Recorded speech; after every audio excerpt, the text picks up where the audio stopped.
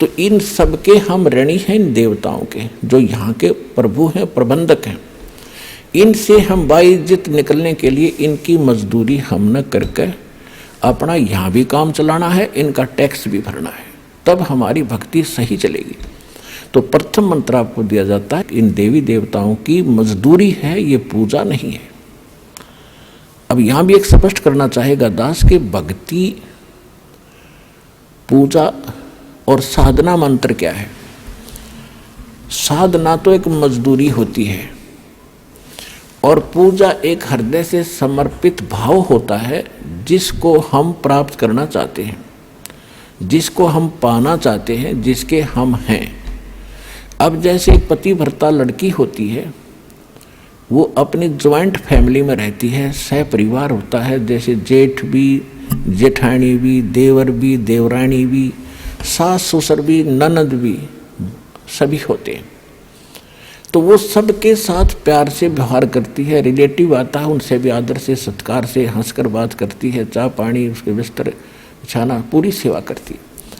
तो वो लड़की वो सबका सत्कार कर रही है, उनकी पूजा नहीं कर रही। वो पूजा तो अपने पति की कर रही है। जो पति वाला भाव है वो अन्य में नहीं हो सकता उसका, लेकिन सत्कार सभी का करती है। तो इसी प्रकार जो ब्रह्मा, विष्णु, महेश, गणेश, दुर्गा, ये जितने भी यहाँ के प्रबंधक हैं, ये हमारे एक परिवार है अपना, और इस परिवार में हमने सबका यथोचित आदर करना, सत्कार करना एक शिष्टाचार है। इसको नहीं करेंगे तो भी हम दोषी हैं, हम निकम्मी आत्मा है, और हमने बनना है अच्छी आत्माएं। तो अच्छी आत्मा तो सभी को नमन करती है, विनम्र भाव रखते हैं, सबके प्रति एक श्रद्धा रखते हैं। लेकिन पूजा जो वो अलग चीज होती है। अब जैसे जब हम यहाँ से चलेंगे, जैसे एक पतिव्रता लड़की परिवार में रह रही है, जैसे आपको बताया, तो पूजा तो अपने पति की कर रही है वह, लेकिन पता उस दिन चलेगा जब वो अलग होंगे, भिन्न होंगे।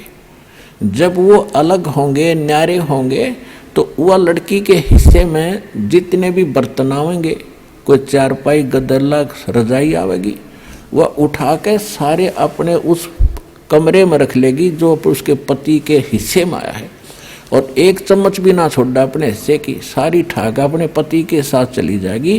तो उस दिन पता चलेगा वो पूजा किसका करे थी।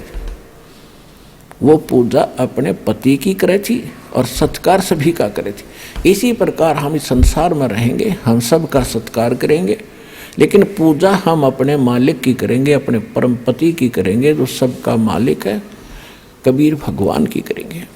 और ये सभी जितने भी यहाँ के, जैसे असुर निगंध रामायणी में हम सबका सत्कार करते हैं, छोटे से लेकर 500 तत्वों तक की आरती इसके अंदर आ जाती है। तो हम सबका सत्कार करते हैं। सत्कार करने से विनम्रता आती है, और ये फिर ये ब्रह्मा, विष्णु, महेश या जितने भी कोई भी हैं देव, ये आपको टच नहीं कर सकते। इनके ऊपर फिर डंडा है परमात्मा का कि ये आपका एक सत्कार करते हैं, और फिर भी आप इनको सताओगे तो इनको ज़्यादा सज़ा मिलेगी। ये जो आपको विधि बता रखी, ये आपके प्रोटेक्शन के लिए है, भगवान का विधान बनाए रखने के लिए है, और आपको इस संसार रूपी सागर से पार होने के लिए सफ़र में सहयोगी रहेंगे, आपका प्रोटेक्शन करेंगे ये देवता, और सभी आपके घरों के चारों तरफ पहरे दिया करेंगे। जो सतगुरु कबीर साहब के इस नाम से जुड़ जाएगा।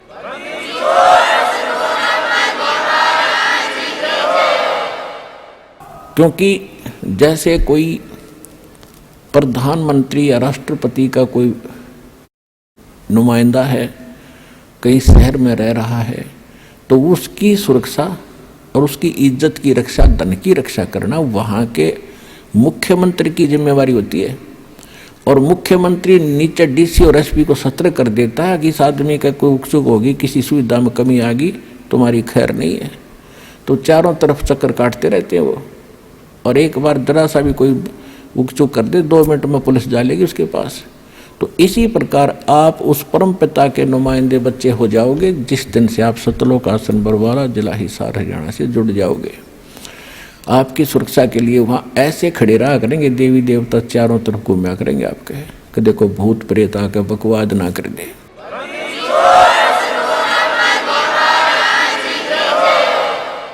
तो यहाँ के जो मंत्री, प्रधानमंत्री, ये जो ब्रह्मा विष्णु महेश, ये काल, ये भी थर थर कांपते उस परमात्मा से।